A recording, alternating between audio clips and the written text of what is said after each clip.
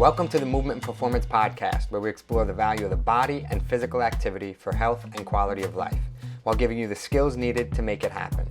In this episode, we cover what goes into effective half marathon training. We'll cover the components that you need to train, to how long and how often. Should people strength train? Should they cross train? What can they do to help prevent injury? We'll cover a wide variety of topics, and I'm excited to bring on Ben because he's the head of training with New York Roadrunners. So it's great to have on expertise here, and I hope you all enjoy the conversation.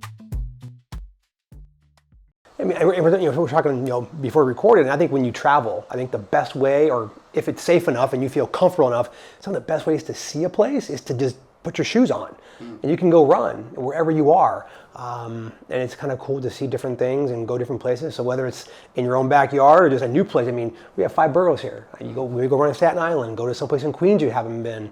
But again, I think that's part of what running kind of affords people is that opportunity, because literally all you need is a pair of shoes and ideally a safe place to do it, and you can go do it. As a physical educator, we have, I divide it into major activity categories. One of them is outdoor pursuits, so exploring the outdoors. And I think about human-powered exploration. And so whether it's biking, snowboarding, whatever, you're exploring your environment with your body, but running is exactly that. And if you think about it as just fitness, where you're just running for the workout, that's cool too. But I like the idea of exploring. You're using it to explore a place, and I never really looked at it that way. I guess, it goes back to your comfort level and where you are, do you feel safe? And I think that's the biggest thing as, in a different side of education that I'm in with the runners that I work with, is that's just it. You make sure you're safe. I mean, obviously don't go run somewhere where you don't feel that you can get out and get back and get that done. But if you can, I mean, the world is both a large and a small place if you go somewhere. And if you have the chance, a buddy of mine, he's an ultra hunter, and so I've been able to go run.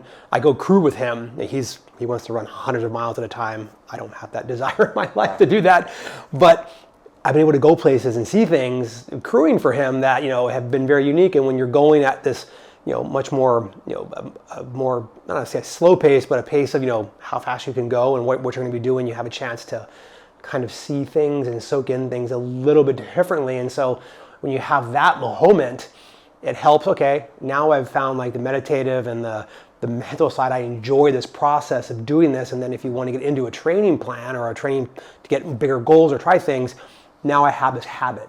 So talking about the half marathon, do you think so someone who enjoys running and they're excited to get out there and run, but do you think that a half marathon is a pretty attainable goal for general population?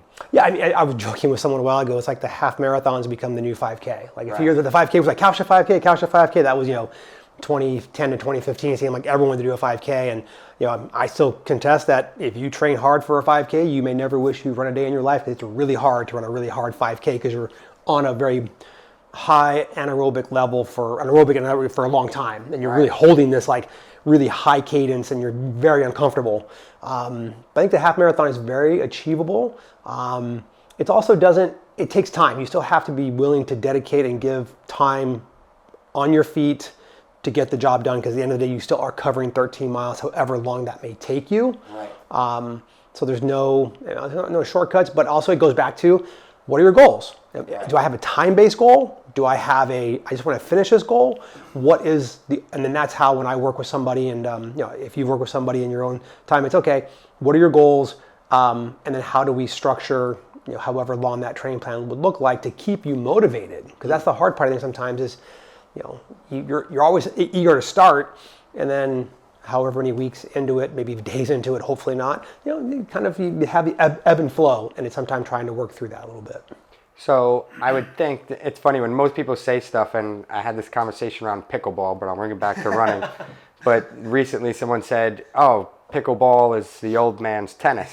And I said, well, I've actually not, I'm not like a huge pickleball person, but I said I played both, and I played people in pickleball who were very good, and it was very challenging. Like it's not like I think it's easier because it has an easier starting point. It maybe requires a little less of the technique, right? So that you can. But fitness-wise, when you're playing with someone who's good, you're gonna challenge yourself. So similarly with a half marathon, someone might say, well, it's not a marathon, so it's easier, but not necessarily if you're like, I think you can take any event, whether it was the 5K and you can push yourself to an extreme level. You know, there's Olympian sprinters. That's not a long distance, but they're going really hard for that moment. So it's like you can take a half marathon, you could go hard. You could take a half marathon, go easy. So I think it has multiple entry points. If you want to make it hard and challenge yourself, you can. If you want to make it easy, you can. So the next question there is,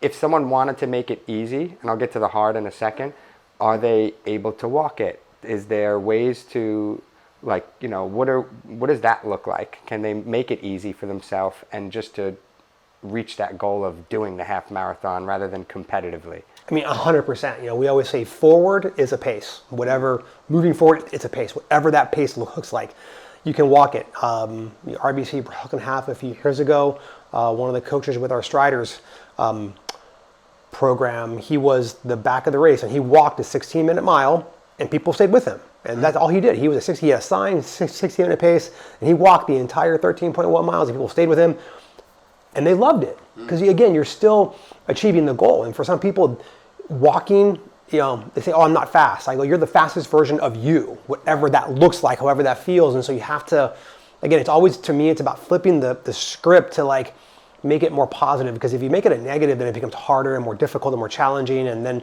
don't really find the joy and the love. And it's okay, well, no, you get to do this. You are the fastest version of you. And okay, how can we, if you want to be quicker, we can work on that. But if right now your goal is to walk it, let's just walk it. And so if someone wanted to run competitively, I'm just curious, what are some competitive running times for half marathon? If somebody wanted to, like, the world record's be motivated. The world's record is 56 minutes right now, so that's pretty competitive. Wow. I don't know if you break an hour. It means these athletes today, you know, the men's record is just under 57 minutes. It's amazing, you know, and you know, so for a general population person, are there some respectable numbers that you could give some ideas? It's those big numbers. It's like the 130s, the 140s, the 145. 2 hours. I think 2 hour arguably is like the goal, because it's really, you're going for 159. You know, I mean, like usually when at my current position, my colleague Steve, who handles the NYRR pace team, you know, we're fortunate enough at our half marathons to be able to pace 2 hours, and those groups are big, because that's a big number. It's kind of like the sub 4.5 in a full marathon. You want that 3:59:47, whatever the 3:59 is, that's what you're going for. But typically it's those big round numbers. You know, 130 is a big one. Again, if you're a competitive runner and you're trying to like time qualify, because I know some marathons take half marathon time qualifiers, you're talking about, you know, 110, 115, 120. I mean, that's just someone who's just flying. But like 130, 140, 145, 2 hours, 215, 2.5, 3 hours, 3:15. And whatever your journey takes you, every time you're able to shave a little bit off, I always say the hardest PRs are the ones that are a few seconds, not a few minutes, because you know how close it is, and you got to give everything you have to get in. And the numbers are more so just to give some people some ideas of like where they want to fall on the spectrum. But yeah, ultimately, whatever you were able to do today, if you could beat that a little more tomorrow, that's competitive. And if you don't care about competitive and you just want to do it, that's also, you know, its own place. So what does, diving into the training for it a little bit. This is the fun part, here we go. Yeah.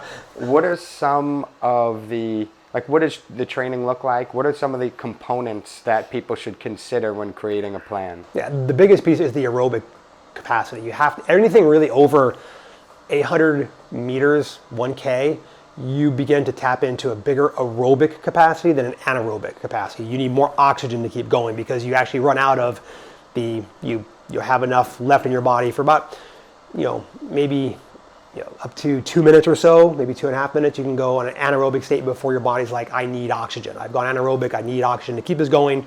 How do I do that? So that's when you begin to look at, even into your 1 miles, your 5Ks, you need that base. Half marathons for sure. The biggest thing for me as someone who works with somebody, you've got to have an aerobic capacity to be able to run. If I can start you off, if you're anywhere from 45 minutes to an hour, consistent movement of some kind, where walking's fine or running, then we can get into something more structured and more, with goals. But if you're not quite there, my first goal would be able to get you up to 45 minutes at least, preferably an hour, on your feet, whether walk, run, walk, whatever it is, then we can begin to structure. From there, you add in speed components, whether it's an interval, a tempo, those kind of things, and then also increasing the duration of your longest runs. But those three pieces right there are kind of the bread and butter for any real training plan, whatever the distance is. You have your intervals, which are going to be shorter, quicker, with recoveries. Usually your paces are going to be faster than what your goal pace would be for your race. Then you have your tempo run, which are going to be more these sustained durations of time or distance.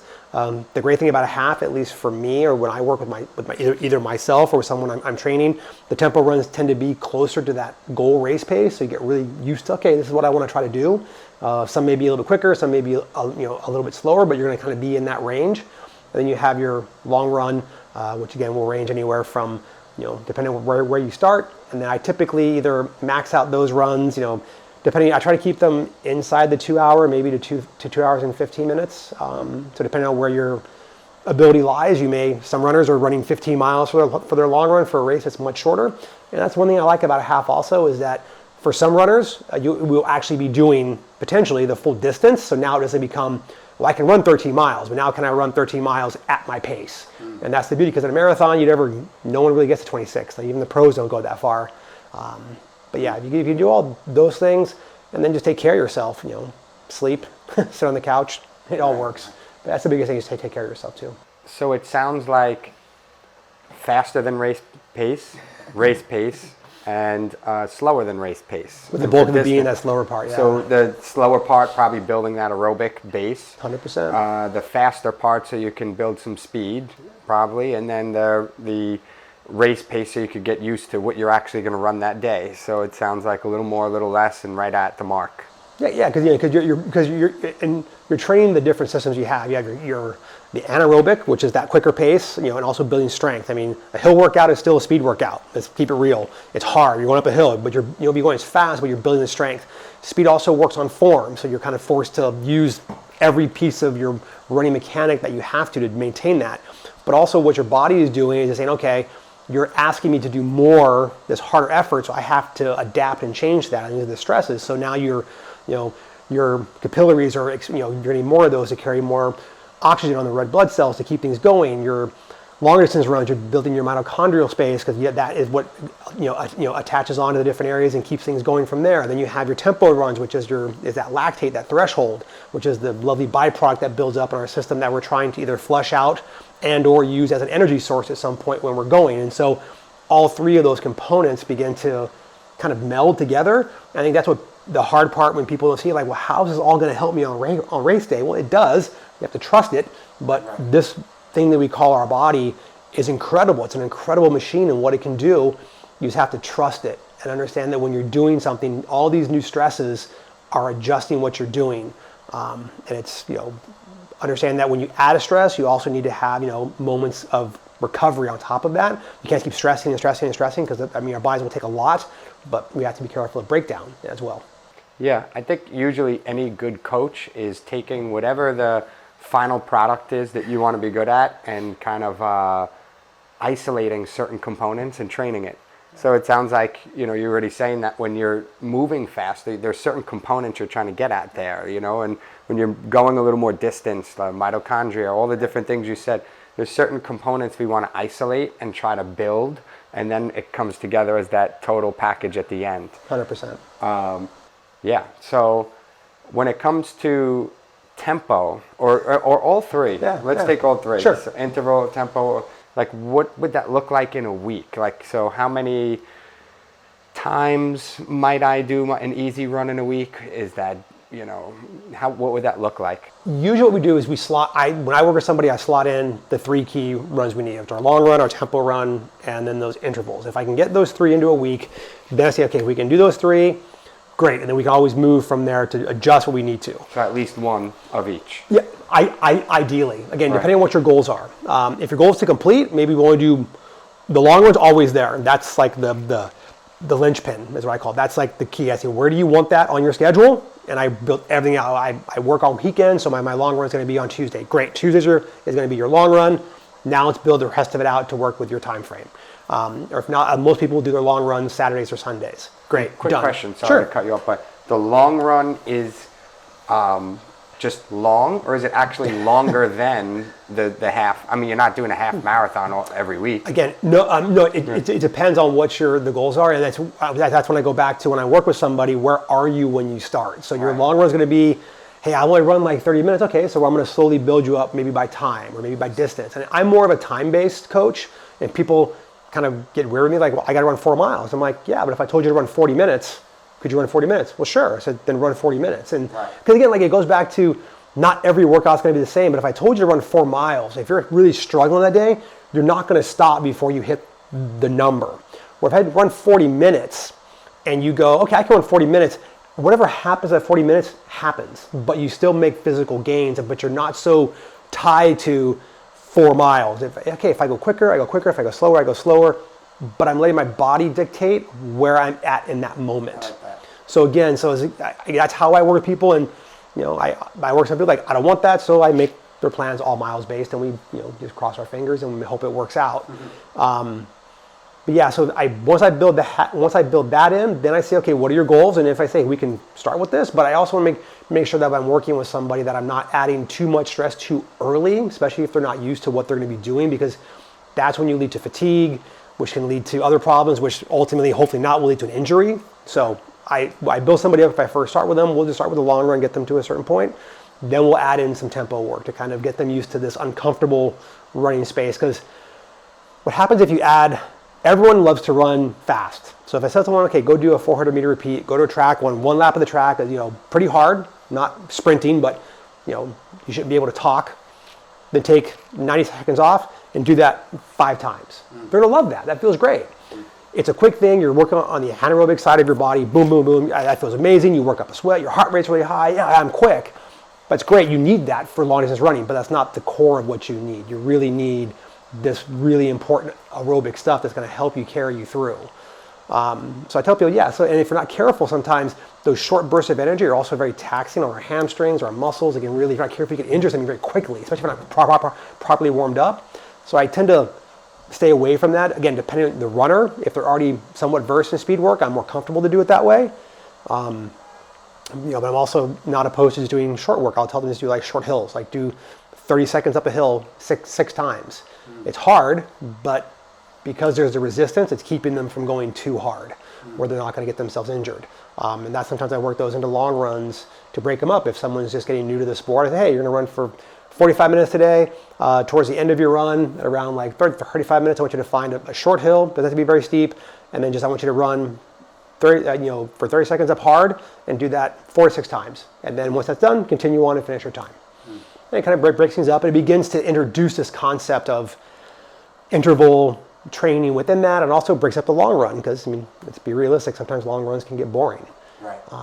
But once I can kind of have those components put in there, the tempo run, I like to add in a little bit earlier in training, because it gives them an idea of, okay, if I have this goal, okay, I'll start practicing what that time is going to feel like, but I'm also already building upon the aerobic space to kind of the next step up that's get a little more comfortable, where you're like breathy running, you can talk, but it may feel more like this, and okay, I'm going good, but I'm not out of breath. And also it teaches more control, because again, I want them to understand that on race day. Right, so that tempo, it's almost like you're at your limit, but you're not over the limit. 100%. So you're just trying to hover that line of what is your limit Uncomfortably that comfortable, you can, right, I call it. That limit you could sustain. And why do they call it tempo? Do you know? Or tempo or pace? Because race pace, they're the same thing? No. Yeah, I mean, there's everything from a tempo run to a threshold run to, they're all different things, but actually I don't have it on top of my head. I'm trying to remember, but they do vary a little bit. I think the tempo is that idea of like this tempo you're trying to maintain, because you're trying to keep a pace or a rhythm for a duration of time. That's kind of how that's how I describe it to people. You want to keep this rhythm. So you're going to be in this space, and it's going to be a little uncomfortable. It's kind of like, if your underwear is riding up on you, you're trying to, what's going on here? How do I get this done? So how do I tell people, you've got to find that comfortable in the uncomfortable, because ultimately at the end of your half marathon, it's going to be uncomfortable. You're just going to have this moment of like, everything is going to be tired, but how can I find that comfortable and breathe into it and relax? Because when you do that, then the tempo run, while still challenging, you can make it attainable and okay. I'm working, but I'm not working so hard that I'm wasting energy. I'm still working hard, but I'm using my energy efficiently. And that kind of goes with where the tempo is, and kind of maintain that rhythm. Where like the threshold, people say like the VO2 max is kind of in there, but that's actually a different test. But yeah, it's understanding. They're all in that similar ballpark. They're all kind of in that area. I mean, basically a threshold run is trying to run. Your threshold. And that's what the tempo is. You're trying to hang here, because if you break through it, you're not doing yourself any service, because you've got anaerobic, and that's the wrong workout. It's the wrong thing to do. So you really have to learn control, and that's what I like about it. I tell people, I said, if you break through, you're teaching yourself bad habits, because you're going to do it on race day and do it the wrong space, and your race is going to go to hell. Yeah, I love that. That's one thing that I like to train with my distance running, and more of the psychological piece, because I'm always like more of a go hard, right? So actually teaching myself to slow down, and so I could sustain this for a little while. Yep. So how does somebody figure out what would be a good race goal? So if I'm trying to say, okay, I'm going to run the half marathon, I think it would be good, I'm assuming, to set a goal of a time beforehand. Doesn't hurt. I guess you don't have to, but meaning, like if I'm trying to create my routine, it might be helpful. Like if I'm thinking my tempo, like how do I figure that out? But is there a good way to figure out what would be an attainable actual goal for somebody to run on race day? Yeah, I mean, what you can do, and I've done with some runners in some groups, is we do like a time trial. We say, hey, we're going to go run either a 1 mile, a 3K, a 5K, something short but attainable. Anybody if you're going to run a half marathon, I hope that 3 miles is not going to be outside of your wheelhouse. But again, it goes back to my earlier comment that if you can't run for 45 minutes, then we need to get yourself to that space before I can really put you into this. But if you have done a race of some time, hopefully in the last 90 to 120 days, we can use that as a benchmark.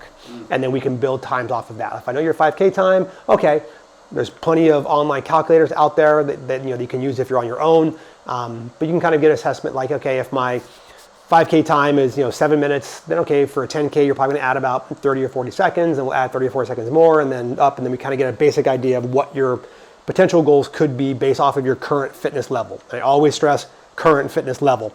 That means not a race from a year ago. I need something within the last 90 to 120 days to really show that, okay, this is where my body is today. Right. We lose our speed quicker, we don't lose our aerobic capacity that fast. If you haven't, let's go out and do that. Let's go out and do a mile. Let's go out and do a 3K or a 5K. There's different philosophies and different reasons for each one. I tend to like the 3K for some things. Not all calculators kind of use that. Some people like either the mile or the 5K. But if you can go out and do a hard 5K, run that through. Okay, now we can figure out based off of this time, this would be an appropriate half marathon. And then we can begin to build your structure from that. If you're coming from the couch, then yeah, we got to work in and figure what that is. But again, it goes back to, again, what your goal is. If you're not time focused, even runners at time, but I'm sure you've seen it. Hey, what's your time? Oh, whatever. I just want to get it done. And you kind of go, what was that? So how fast do you want to go? Oh, no. I'm like, really? What's your time? Like, well, I'd like to get under this time. Right. You have to kind of like go them a little bit, because look, runners are competitive just by nature, whether you're just for fun or not. I mean, and the clock is the goal. And if you say, what's the number you see in your head? It helps if you tell me, because I can help you. And some runners are very coy about that. But if you see the number in your head and you let me know, then we can start to work through that. And is it realistic? Are you giving yourself, like some people will almost short themselves. Oh, I want to break 2 hours. I'm like, well, you probably could do 150 if you really wanted to get uncomfortable, but it's up to you how quicker you want to go here. So I say, don't be afraid to be uncomfortable, or I want to go 2 hours. Well, maybe 2:15 may be a better goal for this year, but let's get that goal and then let's roll that into what your next goals may be. But yeah, if it's just to get done, then just get out there and get on your feet and go. And what are your thoughts on, just thinking now based on some of the things that you're saying, but almost just, if someone doesn't actually, I know you said they might actually care about time, but if they don't care about, but the idea of like just getting out, because whatever you can do today, so meaning if I run a distance that I could go out and whatever I can do. Like if I create this number, oh, you have to be able to do 2 hours of like, just go out, and at what point are you now, can you sustain this? I'm thinking almost like that tempo run, right? Like if I just go out and run today, how long can I stay in that tempo zone and just go out and do it and see where you are? Because if I give you some number, oh, you have to do that for 50 minutes, like let's see where you are. Just get out and go do it.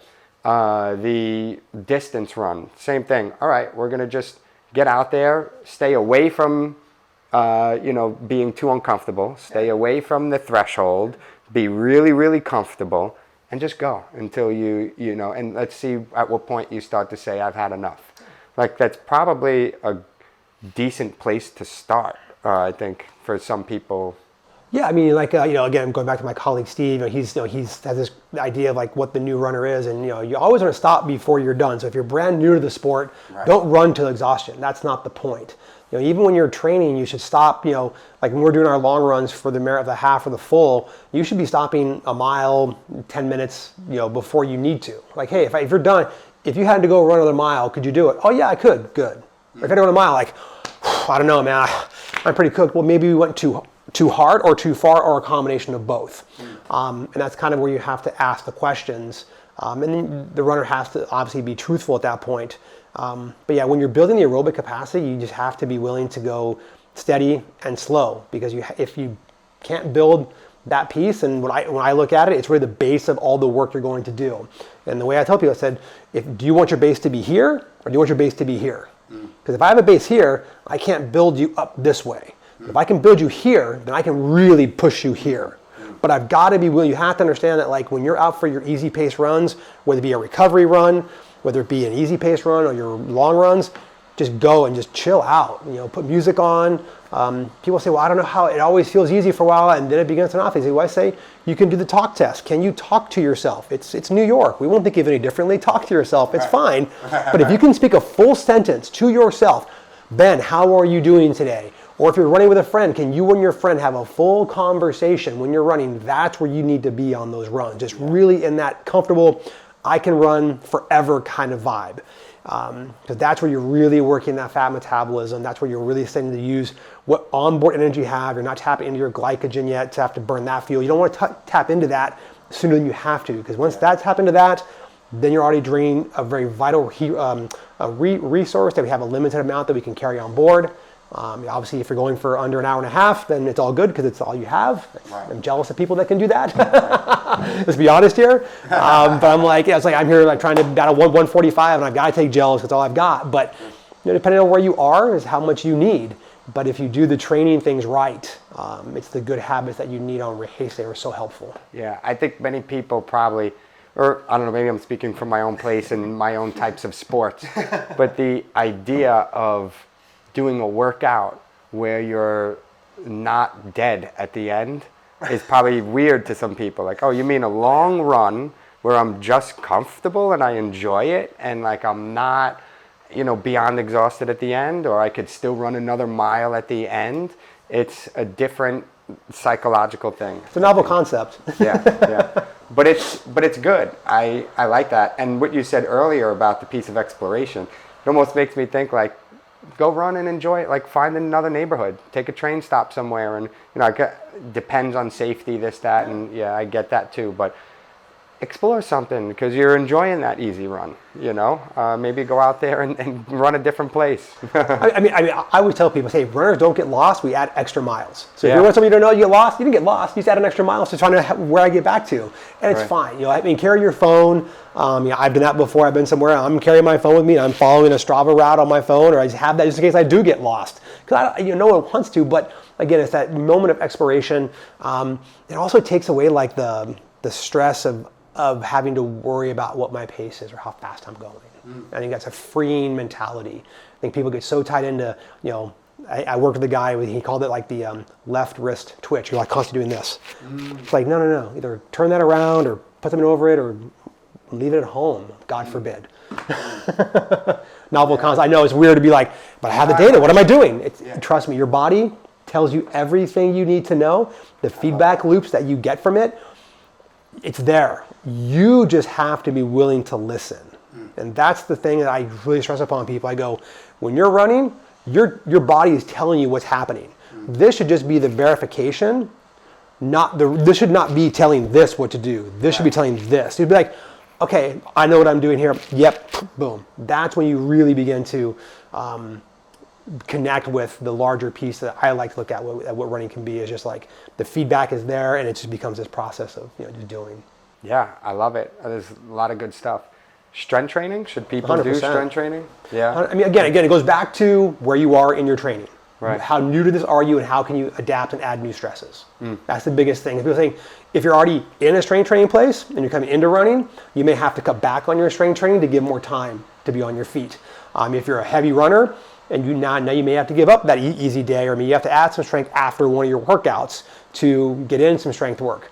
As I've gotten older, I've had to do more. I think I got away with it for too long, not doing more. And it could be body resistance. You can sit at home. I mean, I have a guy that he does. He basically he uses his arm. He does curls against himself.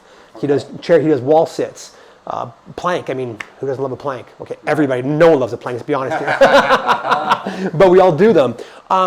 It's push-ups. I mean, it's good stuff like that. And yeah, if you obviously can afford it, you can do it. If you have a gym and you work with somebody who can show you the proper way to do it, it's beneficial, because runners, we do one direction. It's all we do is one direction. We don't work our lateral muscles. The upper body is so vital to the running mechanic and the running process. Your legs follow your arms. If your arms are fatigued, the legs just can't generate what you have, because your arms can't continue to drive. The core obviously is very important in what you do, but the back is so important, because the back is like the webbing that keeps everything upright and connected and back. If your back is not strengthful, you're just going to have that forward fold. Your shoulders will roll forward. So people will forget, yes, the back is incredibly important to what you do. So whether it be going to a gym, body resistance work at home, swimming, cycling, all good things. Cycling, I mean, obviously those are low impact, good for the joints. But obviously, if you want to run for a distance, there's no substitute for getting on your feet. But again, it's that balance to keep yourself healthy and injury-free is really the goal. Thoughts on cross training? And I say this just because, and to give you a little more insight, someone like me, I already do a bunch of other sports. Yeah. I find it hard to give up some of those things, but I still maybe would want to try and run. Yeah. Actually, my school district, they're trying to put together a team and have people run. Right. And so there's some pressure of do it. And I'm like, oh, wait, but then that means I can't do this thing. That means I have to, instead of climbing on this day, I'm going to have to run on that day, which I still love running. But so there's obviously sacrifices. There's no doubt about it. But could you still do another sport and run a half marathon and do all that training? Yeah, again, there's going to be give and take, especially at different times of the training cycle. As you get really into that, like, I got to focus. I mean, I could go play football or pickleball or go climb or go swim, or I could go do this tempo run. I mean, you have to look at, like, again, if you have those 3 days of the work, okay, the other days I can figure out what else I can do, whether it be cycling or swimming, going to the gym, martial arts, whatever the case may be. I'm a proponent of a lot of the things. I used to love to play beach volleyball, and just the resistance of the sand, the lateral movement really strengthened the outer side of my hips, and my ankles are very strong. But it's what's the value? What's the purpose? I mean, obviously, you want to be careful. I mean, someone who's out there, doing other sports, you don't want to twist an ankle, because you can't keep your feet on the road. It's hard to do anything. But yeah, I think any kind of cross training. I mean, I've never obviously, there'd be certain things, skydiving, maybe not the best thing to do, but keep it within a realm of safety, I guess, because again, ultimate goals, you don't want to get hurt.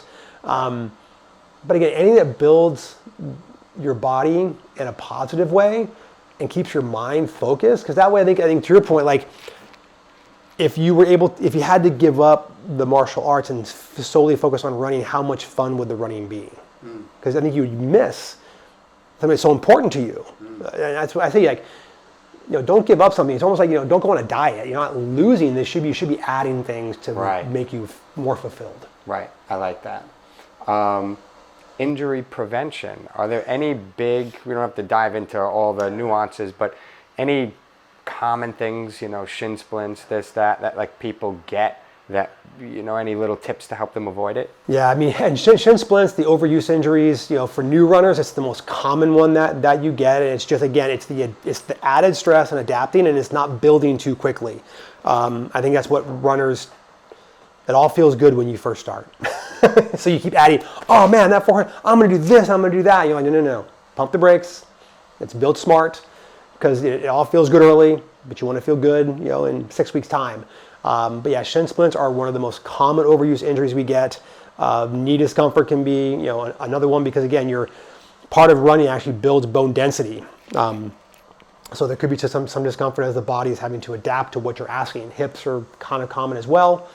But I tell people like that's when you don't do more, necessarily do less, but just, it goes back to the long run. Like, stop before you're tired, because if you don't, that's where, unfortunately, usually when you're training, you're riding a very fine line between injury and fitness, and it is a fine line, especially at a certain point. And when you cross over, you can't just jump back. It's not that easy. I say that. And my wife, she was training for the RBC Brooklyn Half in 2019. Yeah. Literally, her last tempo run she was doing, she felt a twinge in her foot, and it was plantar fasciitis. It popped. Last workout. That was it. Done. She was 10 days from the race. But that's just it. It was, you're here. And she said, last work. Yeah. And she said, I'm going to give it one little push. And that's all it took. That's all it takes. So you have to just be so cognizant that everything has to be like, okay, just be smart. Because if you can't get to the start line healthy, then this is not going to be what you want. And that's the hard part, because if you put time in, whether you're time focused or just, I want to do this. So doing the small things to keep yourself healthy is getting sleep. Oh my gosh, that's probably the biggest one. Right. And some days, if it's just not working, it's okay to stop. Yeah. I have a colleague of mine that I cherish him as a friend and as a colleague, and he's always given such great advice. And a lot of the reason why I'm in my business is because of him. But he's always like, it's better to be 10 miles undertrained than 1 mile overtrained. Because if you're overtrained, you've already taxed your body, and it's not able to recover enough. So it's better to be undertrained and give yourself a shot than to get there tired, fatigued, and broken down. Yeah, I tell people, gas and brake. If you're only gas, you're getting in a car accident. 100%. And if you're only brake, you don't go anywhere. Yeah. But you need them both. But I also like the idea of undertrain rather than overtrain, because if you don't even get to the start line, you can guarantee you never got to do it. Or if you do, whatever distance you're running, not always going to go bad, but it's going to be a lot more challenging than probably you want it to be. And ultimately, you're going to get your time goal, and that's when in the mental side of any sport begins to just like, why the F did I do this? This is ridiculous. I should never this again. Never, and it's over. Do you taper towards the end, like those last week or 2 weeks? Like, do you slow down on the training a bit? Oh yeah, 100%, because you want to. That's where the magic of the body begins to we talked earlier, all the different things that you work. That's when the body begins to repair and heal and reconnect. Because you cause there's damage to the muscles that happen in training. And then you want to have everything kind of begin to settle back in. A typical taper for a half is about 2 weeks. For a full marathon, usually about 3. Some do less. They still run, or just light? Again, usually what I do is the week after, so my longest long run would be 2 weeks out from my race. That next week, I begin to do a volume reduction. So let's say I was doing 30 miles a week was my highest volume that I had at any point in my training. That was that last week. I'm probably reducing my volume probably down to 60% of that in that first week, and then a race week I'm down to maybe 30%, knowing that the race is the key. So I'm just kind of bringing everything back down. Maybe in that long run in between, I may do a little bit of pace work. Maybe the marathon is different than the half. Just to kind of you want to keep sharp, but you want to reduce volume, reduce intensity. So your long runs, everything begins kind of just cycle down to get yourself as fresh as you can and topped off with energy on race day. Is there any, I'll give you the number that someone told me once, and curious your thoughts. Someone said, if you increase your workout by more than 10 to 30% from week to week, volume-wise, that you run that risk of potential injury. Are there any, because I know you said too much too soon. What are your thoughts on something like actually giving a number like that, like saying like, oh, if you increase volume more than 10% or 30%? Yeah, usually, I mean, and that's when I think when people talk about that, they talk a lot of times about the long run. And this is where I like time-based as opposed to miles-based. So if I'm adding 10%, hey, you're running 20 minutes, we'll add 2 to 4 minutes. We're at a little bit more. If we're in a mile, it's harder to add the 10% and get to everyone. Yeah, so I kind of work in the time frame space there to kind of add time, 5 minutes or 10 minutes to kind of get them to where we have to get to, as opposed to if I add you a full mile, it could be anywhere from 8 minutes to 12 or 14 minutes, where if I'm in a time base, I can add, okay, we're at 5 minutes today. You're at 50, we're adding 55, and then 60. I can really incrementally bring you up in a safer space. And then, yeah, when you look at the overall volume of work, like I look at it as you have the macro, which is the big picture. What's my whole arc going to look like? Then I have my meso. What are my segments of my work, of my training every like 3 or 4 weeks? Then you have the micro. What is like each week going to look like, or leading up to things? And so I kind of break it down, and then you begin to calculate as I add stresses, how much am I adding, where am I at, and where am I going to add them in? Is it sometimes more than 10%? I try not to be, but again, it's the athlete and where they are and what they can sustain is the question. And then it's asking the questions during the training. Like, don't just look at the Strava or look at the Garmin data and say, okay, you did everything. How did this feel? On a scale of 1 to 10, was it a 7? Was it an 8.5? And you have to be truthful, because then we can look at your next week and adjust and adapt. And that's really where you want a coach or someone to work with you, because that's when they can say, okay, you're just hitting it too hard. I was going to have you go hard again this week and then have a week down. I'm going to flip that. I need you to be easy this week to keep you from getting too far outside of that zone, because again, the body's telling you, but are you listening? When it comes to fuel, I know you said it's important to rest, but I'm just thinking recovery. People going, they're running, they're doing more effort and work. They need to make sure they're eating well. Do carbs matter? Do any of those things? I know some runners, will take even a little like sugar on the run type of thing. Any little tips in what there? Goes in is what you get out. Right. It's like we all want to go to Shake Shack, or we all want to go have a great meal, but you have to figure out what is the fuel for you that's going to drive you. You talk about gas and brake. Right. I look at the body as the car. Okay, your engine, and you have your tires. Your feet are your tires. You got to keep those suckers on the ground. Keep those healthy. Then what you put in that is going to drive that. I'm not going to sit there and lie and say I'm the best eater in the world. I like my sugary stuff. I like my ice cream. But I know that before my long runs or before my workouts, I have to do the things right. Because if I don't, I know the result's going to be bad. So you have to. So you have to add in the right components. I mean, you have to have a balanced diet. You have to make sure that you're getting protein. That's the muscle repair work. It can't just be bread and carbs all day long. We all love that, but you have to understand the body needs repair. You need to be eating the proper amount of food. And the caloric intake is key, and it's the right calories, not a bunch of crap. You have to take in good food. Doesn't have to be salads all the time. Lean proteins, salmon, chicken are great. I love those. I make those all the time at home. But you have to find out what that balance is, because, if you don't, then, I love a good beer. I mean, or a glass of wine. I'm not gonna sit there and lie to anybody about that. But I know that if I have 2 IPAs on Monday night and I got to speed work out the next day, it's probably not going to go the way that I want to. But you have to. There's a small sacrifice for it. That beer after the race tastes all that much better. So as we slowly come to a close, I'm thinking people who are being inspired to run in New York City, are there any good run clubs? Because I think community is a huge part to keep you motivated and excited. We always talk about at work, if there was one silver lining of 2020, was that people found this sport activity of running. Because all we could do, we couldn't hang out in someone's apartment, we couldn't go to restaurants, couldn't go to the gym, but I could put on a pair of shoes and I can go run. And people found it, and all of a sudden they found each other, and they began to make friends with people. The crews, the clubs just exploded in New York City. It was there before, but it's so much bigger now. And I think it's so important because you get to meet people, and we always joke, the one thing runners love to talk about is running. So when you have a group of people like, hey, you run, I run, well, and then you make this connection. And that's where you become friends with somebody, and all of a sudden you hit them up on a text and go, hey, let's go out and run 4 miles tomorrow and get coffee. Sure, let's go. I did that on Friday with a friend of mine. We hook up from time to time, we catch up. But that's the joy of this sport. And again, if you know that you've got to get up and do 10 miles or 2 hours, but when you get somewhere, I know you're going to be there, your friends are going to be there.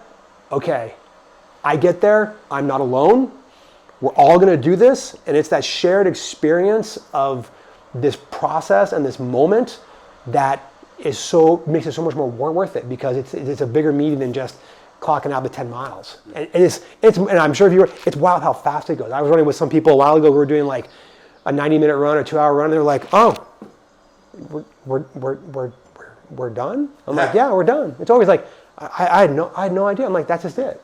Right. It's that shared experience that I think the clubs and crews have really gravitated towards, and there's so many in Brooklyn, so many in Manhattan and Queens. I don't care where you live. Do a search. I know New York Roadrunners, we have a whole list of clubs and crews on our website. You can go find stuff there. Talk to your friends. Search Instagram. TikTok. There's a community for everybody. Maybe the first one you find is not perfect for you, but there is something for everybody. If you want a women's only group, if you want something that's more inclusive, if you want something that's very competitive, they're all out there. And I say find it. It's your people, it's your village, it's your community, and it's really, there's nothing else like it. So as we come to a close, we covered a lot today.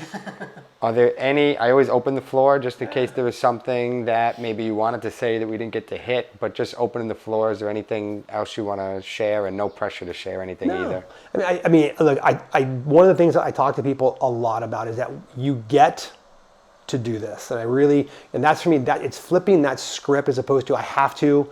I want to, we all want to, but I get to. Because when you're injured, and we talked about that a lot earlier, when you're injured and you can't, that sucks. Whether it's martial arts, whether it be rock climbing, cycling, swimming, anything, when you can't do something that you want to do, nobody wants to be there. So when you flip the script and hey, I get to do this, and it may be a tough day, it may be a hard day, it may be a perfect day, whatever it is. It may be too cold, too windy, but I get to go out, I get to put on my shoes. 10 minutes, 15, half hour, whatever. You're going to feel good because running to me is like, it's selfish. You did it 100% for you. And I think if you can kind of remember like, hey, I got to do this for me, to make me feel good, take care of my own mental space. It's to me, it's the best thing that you can do. And I get to do it. It's a gift. 100%.